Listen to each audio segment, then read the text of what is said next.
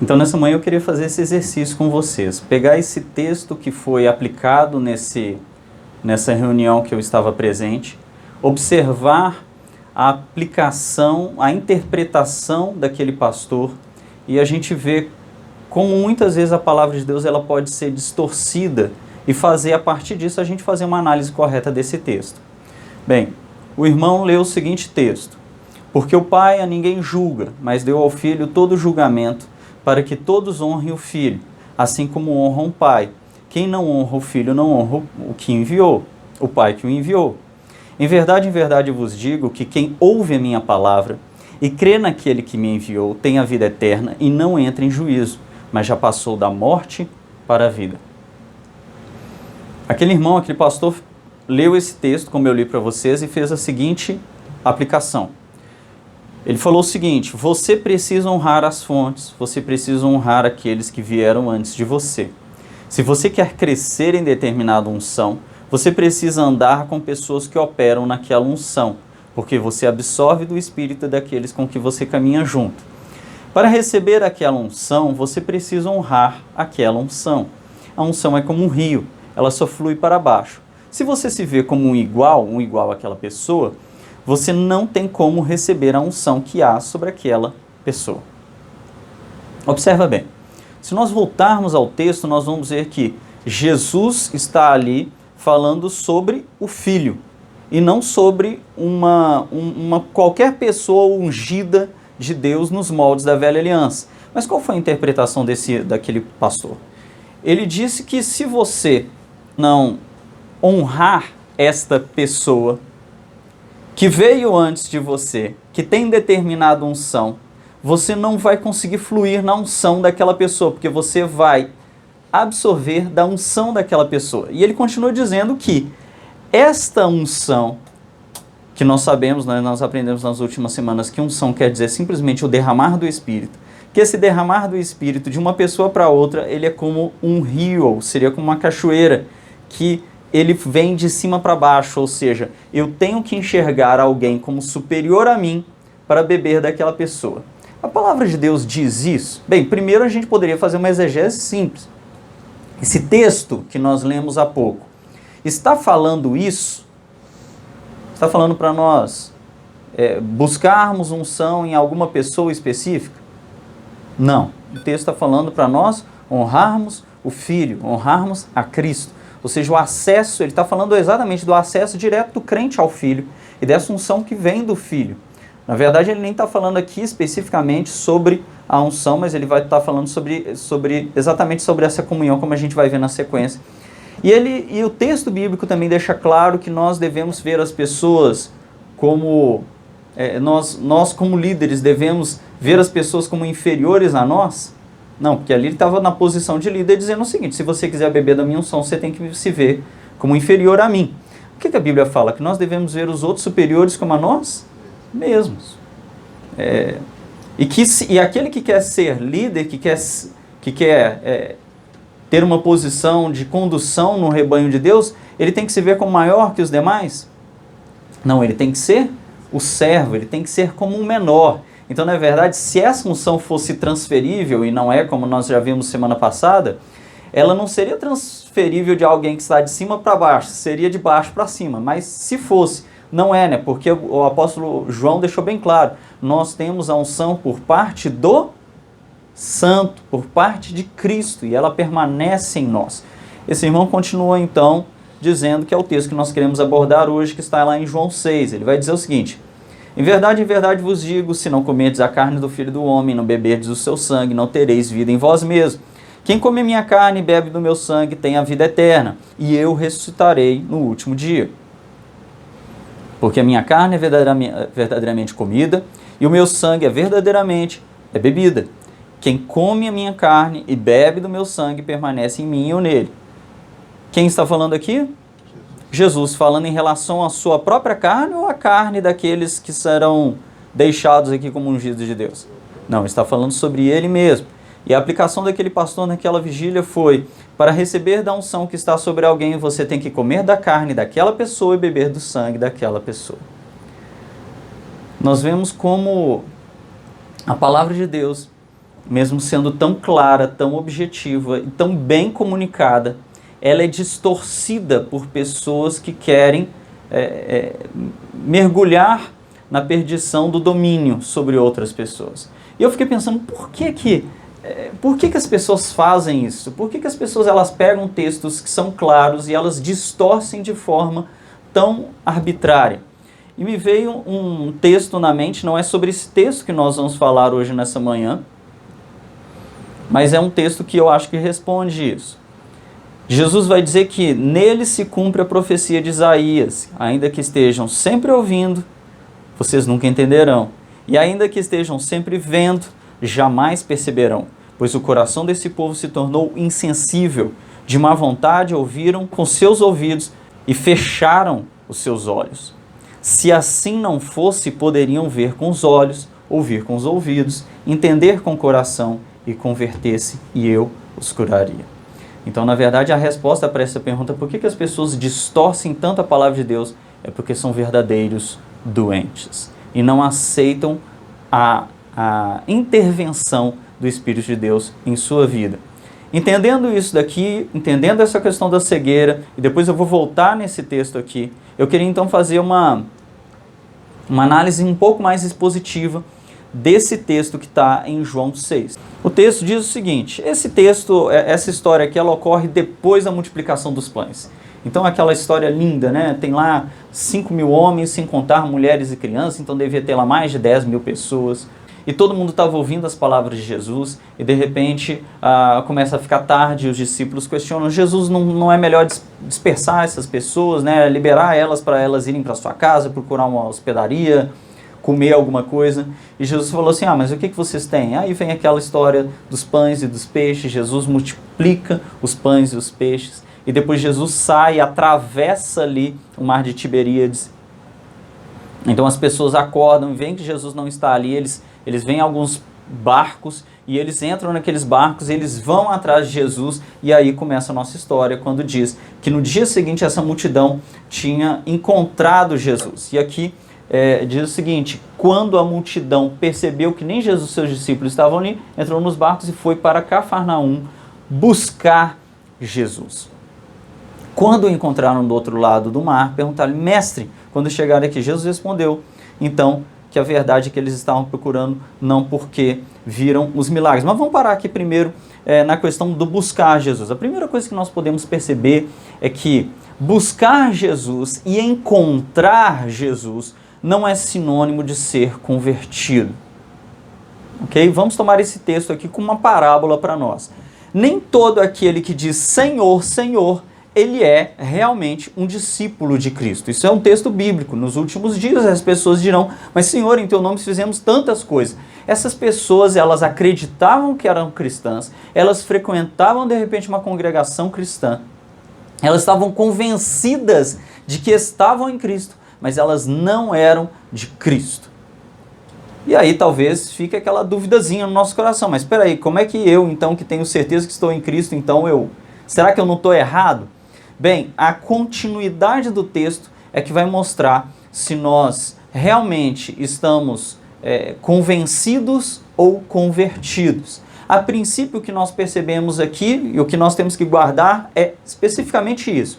Essas pessoas buscaram Jesus, essas pessoas encontraram Jesus, essas pessoas talvez chamavam Jesus de Senhor, mas nem por isso elas eram verdadeiramente seus discípulos. Então nós hoje vamos falar sobre esse discípulo verdadeiro. Então quando encontraram do outro lado, perguntaram, mestre, quando chegaste aqui? E Jesus respondeu, a verdade é que vocês estão me procurando, não porque viram os sinais miraculosos, mas porque comeram os pães e ficaram satisfeitos. Bem, a primeira característica dessa pessoa convencida, mas não convertida, é que essa pessoa ela não está buscando realmente a figura do Cristo. E sequer ela está buscando o milagre do Cristo. Ela está buscando o resultado do milagre do Cristo. É diferente. É diferente quando eu me satisfaço com o resultado do milagre e quando eu me satisfaço com o milagre em si. O milagre em si é mais importante do que o resultado do milagre. Vamos separar aqui. As pessoas, elas estavam ali ouvindo Jesus. Jesus multiplica o pão. Elas comem o pão. Qual é o resultado do milagre? Comer o pão, né? A fome acaba. Qual é o milagre? É o momento da multiplicação. Então o milagre é como se fosse esse ponto para chamar a nossa atenção, não para o resultado do milagre, mas para quem fez o milagre. Quando eu vejo a multiplicação do pão, isso não deveria chamar minha atenção para quão gostoso o pão é, mas quão maravilhoso é aquele que multiplica o pão. Quando eu vejo as minhas finanças sendo organizadas por Jesus, isso deveria me chamar a atenção não para o quanto de dinheiro eu posso ter dentro do Evangelho, mas o quão maravilhoso é aquele que muda a situação quando quer. Essas pessoas, elas não conseguiram colocar sequer o olhar no milagre. Jesus falou o seguinte: vocês não estão buscando nem pelo milagre, ou seja, elas não estavam entendendo nem o mediador do ponto, nem o ponto de mediação. Elas estavam querendo comer de novo. E aí a gente já começa a quebrar algumas coisas, né? Porque hoje muitas igrejas que se envergonham de pregar o evangelho ficam dizendo que a ação social é a mesma coisa de evangelismo. E a gente vê claramente que não é. As pessoas ficam falando, pregue, se necessário, fale. Não, a pregação, a fé vem pelo ouvir e o ouvir da palavra de Deus. O pão, ele nunca vai se equiparar ao momento que eu falo sobre o Cristo ressurreto. Nunca vai se equiparar. Então, a primeira característica desse que é convencido, que é um falso discípulo, é que ele não está realmente correndo atrás, ele não está realmente buscando o Cristo que faz o milagre, mas simplesmente o seu resultado. Jesus vai dizer, não trabalhem pela comida que se estraga, mas pela comida que permanece para a vida eterna. Uma segunda característica desse falso discípulo, dessa pessoa que não se sustenta na verdade, é que ela não consegue focar naquilo que é eterno. A vida dela, toda a busca dela está presa no que é material, está presa naquilo que vai ficar quando ela morrer. E Jesus, ele vai sempre enfatizar isso, não trabalhe por aquilo que estraga. Ainda que Jesus não seja insensível à realidade social dos homens, ainda que Jesus atue socialmente como ele fez, pense aqui, olha, é como se Jesus estivesse distribuindo sopa vamos trazer para nós, é como se Jesus tivesse distribuído sopa na sexta-feira e sábado o pessoal viesse tomar a sopa de novo e ele falar, eu não tenho sopa, eu vou trazer para vocês um confronto aqui. Ah, o fariseu, não é isso? Se você negar hoje uma esmola na rua para um indivíduo, ele vai dizer que você é um fariseu. Você não é um verdadeiro cristão. Ah, mas a palavra não alimenta. As pessoas estavam buscando comida e Jesus estava dando palavra para elas. Eu não estou aqui incentivando vocês a serem insensíveis socialmente, mas eu estou aqui organizando as nossas prioridades, porque as nossas prioridades estão trocadas hoje na igreja evangélica. A prioridade é a palavra, a prioridade é que o homem ganhe a vida eterna. Essa é a prioridade, nós precisamos disso. Sem ser insensíveis socialmente, nós temos que estabelecer nossas prioridades. E Jesus aqui estabelece. Não trabalhe por aquilo que se estraga, trabalhe pela comida que permanece para a vida eterna. O homem, o falso discípulo, ele não busca a vida eterna. Ele não está firmado nisso, ele não se importa com isso. O olhar dele está naquilo que é temporal. O olhar dele está naquilo que pode se perder. Essa é uma segunda característica. O quanto os nossos olhares estão voltados para o que é terreno. Buscar em primeiro lugar o reino de Deus e as demais coisas serão acrescentadas. Isso até me tira de um fato, que quanto menos eu olho para algumas coisas, mais elas podem se apresentar.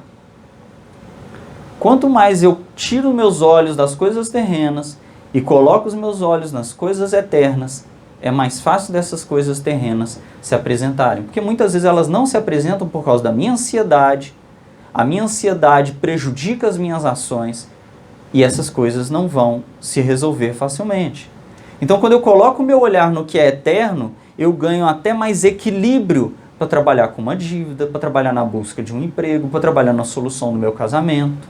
Jesus continua então, aliás, aqueles homens continuam então dizendo, a partir do verso 28, então lhe perguntaram: o que precisamos fazer para realizar as obras que Deus requer? Novamente, esses homens não entendem. Eles ouvem, mas eles não conseguem compreender. Jesus disse que eles precisavam de fazer alguma coisa para uma obra que Deus requer. Jesus não disse isso. Jesus não disse que era uma obra deles, que era uma ação primariamente deles. Jesus estava querendo dizer simplesmente que eles deveriam responder aquilo que Deus estava propondo para eles, que era o eterno através do Filho. Então Jesus responde: qual é a obra? A obra de Deus é essa, crer naquele que o enviou. O falso discípulo, aquele que é simplesmente convencido e não convertido, ele não consegue ouvir a palavra e compreender a palavra. Ele não consegue, ele tem dificuldade com isso. Ele ouve a palavra claramente, mas ele não consegue entender isso, porque ele não crê no Filho. E crer no Filho é o primeiro. Muitas vezes a gente foca muito nessa questão assim,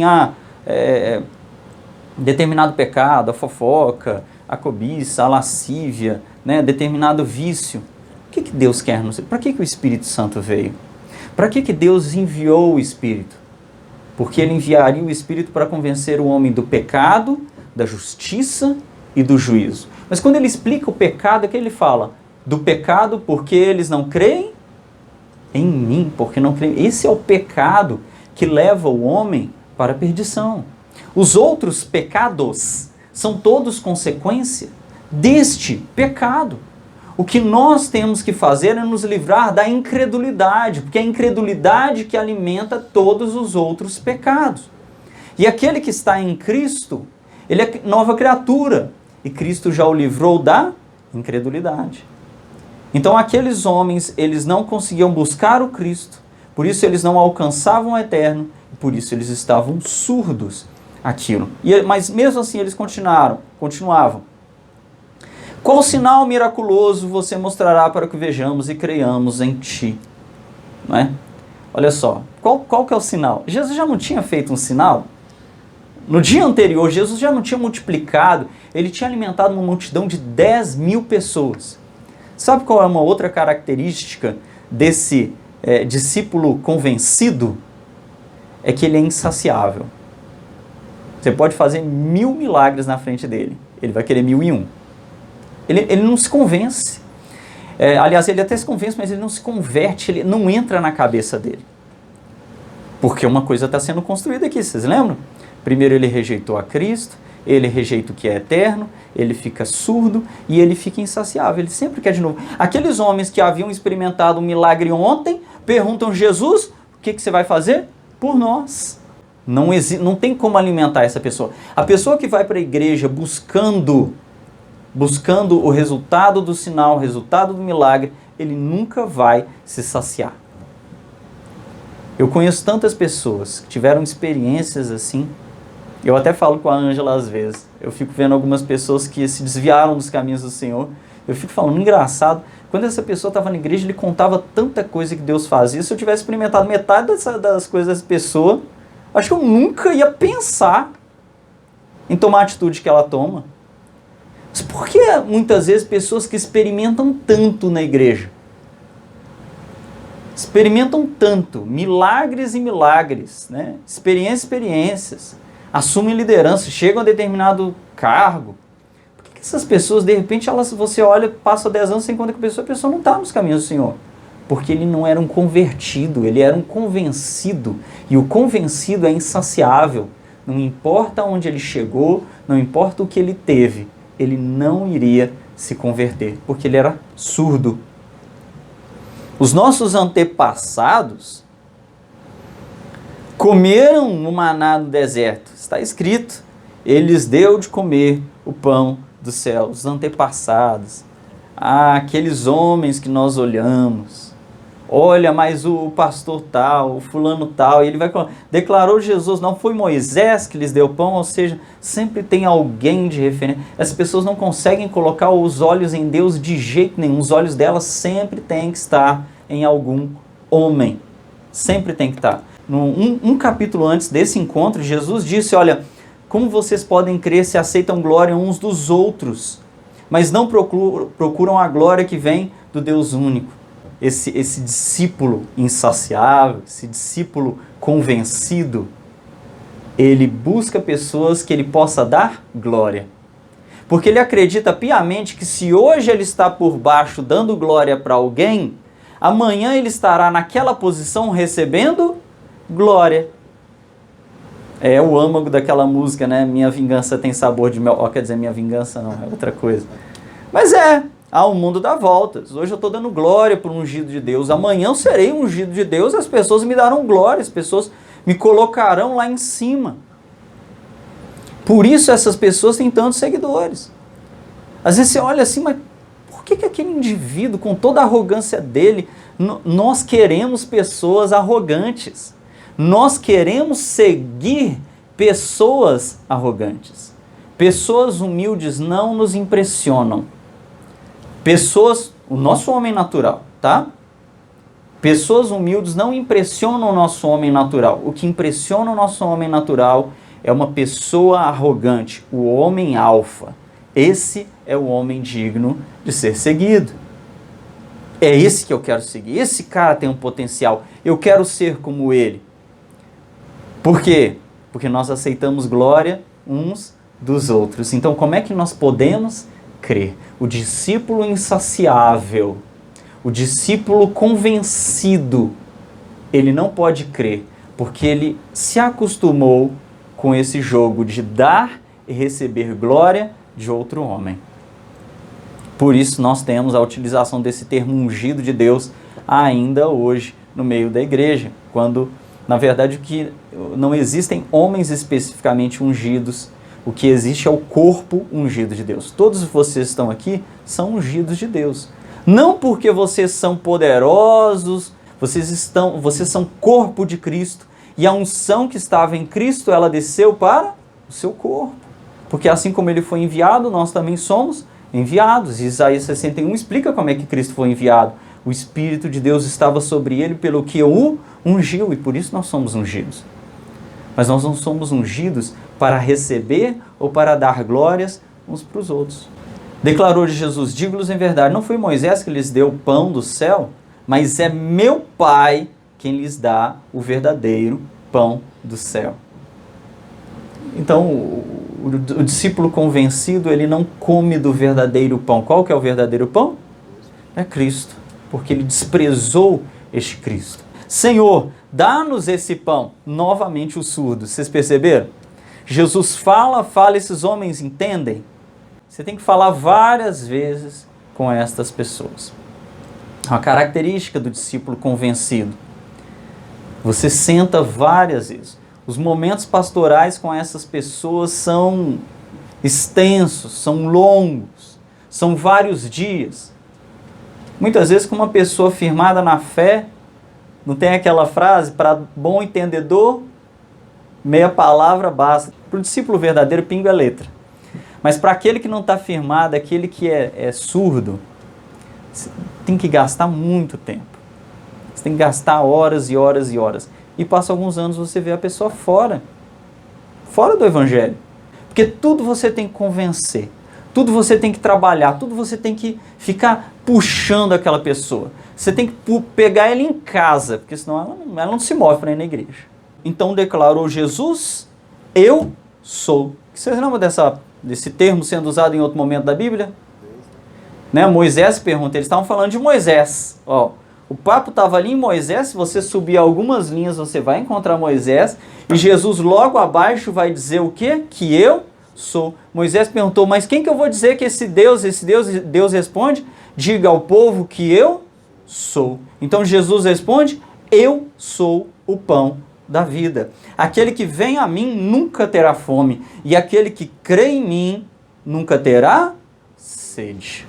Diziam então, esse não é Jesus, filho de José, A gente não conhece seu pai, sua mãe.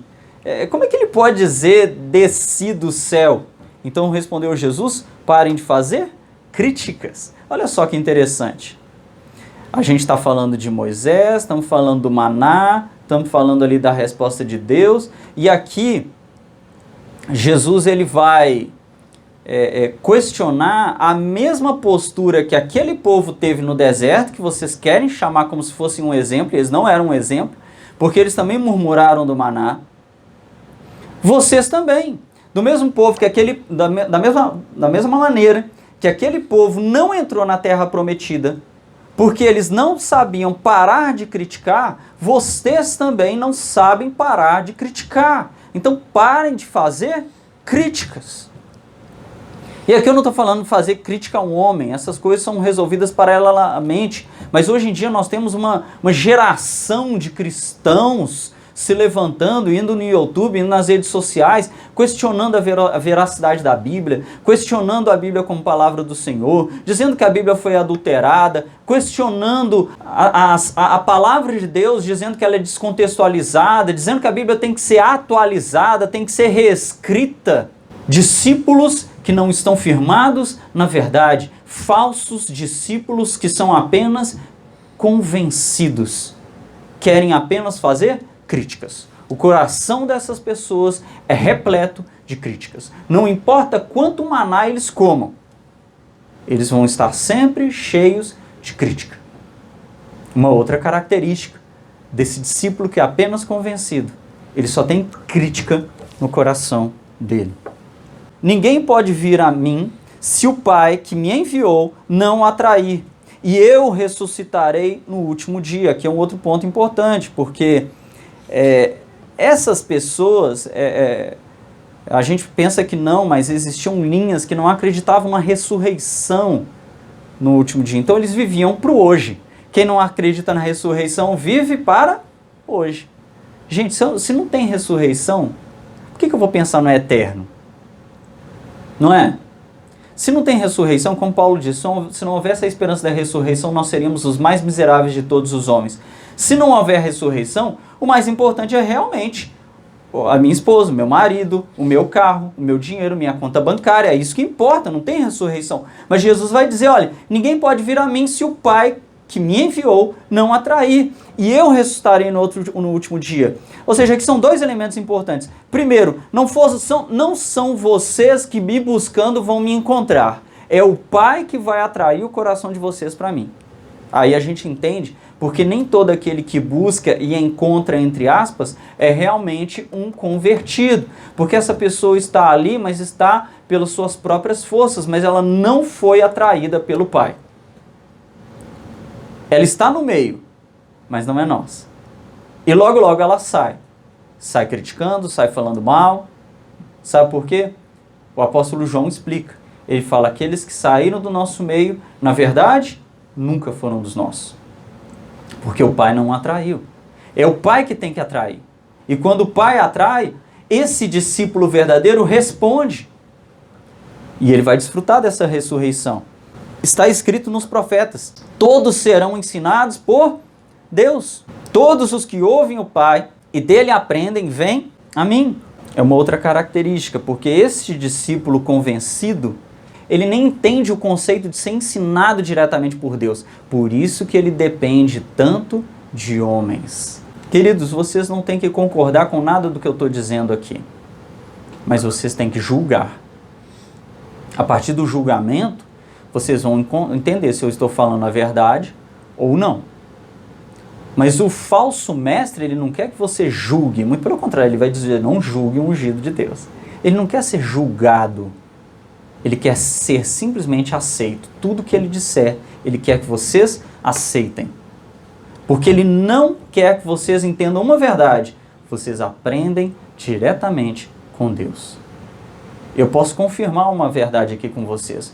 Mas se essa verdade ela não foi ensinada a vocês diretamente por Deus, ela não irá penetrar no seu coração. O máximo que eu vou fazer é convencer vocês moralmente. Mas é o Espírito que penetra e divide o espírito da alma junta de medula. Quando ele entra e ele ensina, nós compreendemos. Eu sou o pão da vida, esse pão, aí ele vai continuar e ele vai entrar especificamente no texto que nós ouvimos originalmente. Este pão é a minha carne que eu darei pela vida do mundo. Então os discípulos, os judeus começaram a discutir exaltadamente entre si como pode esse homem oferecer a sua carne para comermos. Não entende, né? Novamente, eles não entendem. Então Jesus responde, eu lhes digo a verdade, se vocês não comerem a carne do Filho do Homem e não beberem do seu sangue, não terão vida em si mesmos. Todo que come a minha carne, bebe do meu sangue, permanece em mim e eu nele. Sobre o que ele está falando aqui? Será que ele está falando sobre nós nos tornarmos canibais? Naturalmente não. João vai explicar isso depois, na primeira epístola de João, que ele escreve, no capítulo 1, verso 5 a 7, ele vai dizer, essa é a mensagem que dele ouvimos e transmitimos a vocês. Deus é a luz e nele não há trevas alguma. Se afirmamos que temos comunhão com ele, como andamos nas trevas? Mentimos e não praticamos a verdade. Então primeiro ele vai dizer o seguinte, aquele que diz que está na luz e pratica as obras das trevas, não tem comunhão com o Pai. E aí ele vai continuar explicando o que é essa comunhão. Se porém andarmos na luz, como ele está na luz, temos comunhão uns com os outros. E o sangue de Jesus, seu Filho, nos purifica de todo o pecado. Então nós vemos claramente que ele está falando sobre o quê? Nesse momento? Sobre a comunhão dos santos. O sangue de Jesus nos purifica de todo pecado. Ele já está falando aqui sobre a ceia do Senhor. Ele está falando sobre aquilo que seria o símbolo da morte e da ressurreição. Ele está falando sobre o pão e sobre o vinho, mas ele está falando muito mais do que sobre o pão e sobre o vinho. Ele está falando sobre nós estarmos juntos como igreja, nos lembrando do sacrifício de Cristo na cruz. Não é simplesmente comer pão e beber suco. É fazer isso juntos. É fazer isso em comunhão.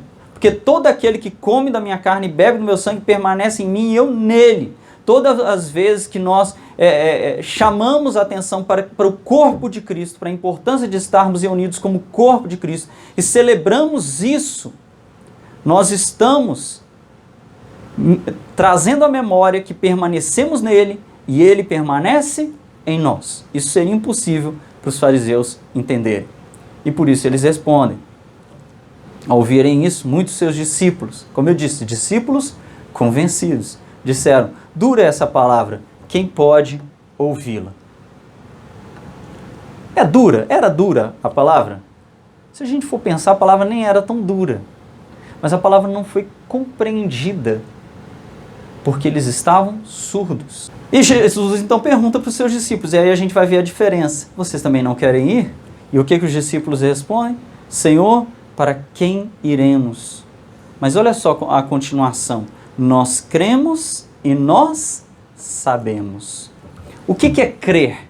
Eu creio porque Deus me levou a crer. É fé. Somos salvos pela graça. Isso não vem de nós, é dom de Deus. Tá bom? Isso vem de Deus. Eu creio porque Deus me levou a crer. Mas eu creio e eu também sei. O que é saber? É entender, é o cognitivo. Eu compreendi. Eu entendi o que você está falando de verdade. Eu entendi que você está falando ali do seu sacrifício e da comunhão dos santos. O discípulo verdadeiro, ele entende, ele compreende. O discípulo firmado, ele compreende a palavra de Deus. Ele não somente compreende a palavra de Deus, mas ele se submete, como diz o apóstolo João.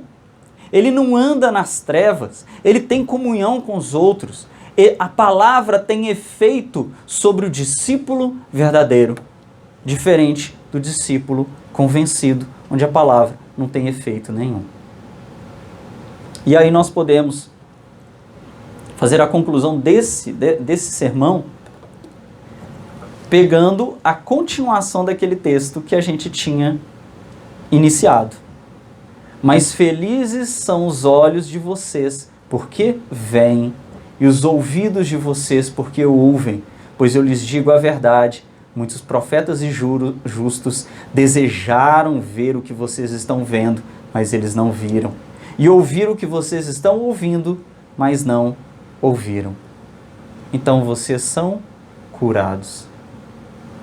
Aquele que não ouve, que ouve, mas não entende, ele não pode ser curado. Mas vocês ouvem e entendem, vocês podem ser curados.